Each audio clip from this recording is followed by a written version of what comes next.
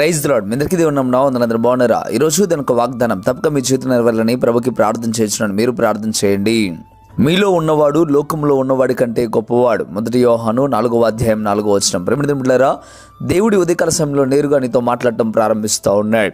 నువ్వు ప్రభువుని తెలుసుకొని యేసు ప్రభువునందు విశ్వాసం ఉంచి నమ్మకం ఉంచుతున్నావు గనుక దేవుడు నేరుగా నీతో మాట్లాడటం ప్రారంభిస్తూ ఉన్నాడు. నీలో ఉన్నవాడు లోకంలో ఉన్నవాడి కంటే గొప్పవాడు అని చెప్పడం ప్రారంభిస్తూ ఉన్నాడు. ఇంతకీ నీలో ఉన్నది ఎవరు, లోకంలో ఉన్నది ఎవరు అనేది మనం ఆలోచన చేయాలి.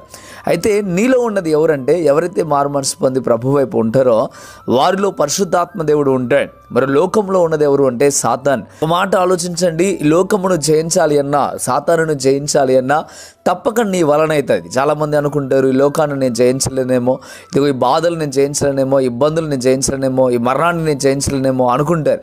కానీ దేవుడు స్పష్టంగా చెప్తా ఉన్నాడు, లోకంలో ఉన్నవాడి కంటే మీలో ఉన్నవాడు గొప్పవాడు అని చెప్పడం ప్రారంభిస్తూ ఉన్నాడు. ఈ రోజున ఈ మాట నీకు బలాన్ని, నీకు ధైర్యాన్ని, నీకు విశ్వాసాన్ని కలుగ చేయడానికి దేవుడు ఇంకా బాగా మాట్లాడటం ప్రారంభిస్తూ ఉన్నాడు. ఈ లోకము నీ పాదముల కింద దేవుడు పెడతా ఉన్నాడు. సాతాను నీ పాదముల కింద దేవుడు పెడతా ఉన్నాడు. సాతాను చేసే ప్రతి ఒక్క కార్యములను నీ పాదముల కింద దేవుడు పెట్టడానికి ఇష్టపడతా ఉన్నాడు. నీలో ఉన్నది దేవుడు అని నువ్వు గమనించుకో. అప్పుడు మాత్రమే నువ్వు విజయం సాధించగలుగుతావు. అప్పుడు మాత్రమే గొప్ప స్థాయిలో నువ్వు ఉండగలుగుతావు. సాతాన్ని ఓడించగలుగుతావు. అంతేకాని నువ్వు సాతానికి బానిసైపోయి, నువ్వు సాతానికి లొంగిపోయే పరిస్థితిలో నువ్వు ఉండకూడదు. ఎందుకంటే నీలో ఉన్నవాడు ఇదిగో లోకంలో ఉన్నవాడి కంటే, అనగా సాతాను కంటే గొప్పవాడు.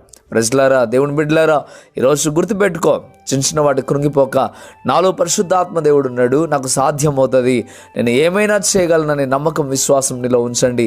ప్రభు సహాయం, ప్రభు దీవెన మీ మీద తప్పక ఉంటుంది. ప్రభు ఈ వాగ్దానం మీ జీవితంలో నెరవేర్చునుగాక. ఆమేన్. ప్రార్థనలోకి భవించండి. ప్రార్థన చేస్తాను మీ అందరి కొరకు. ప్రార్థన.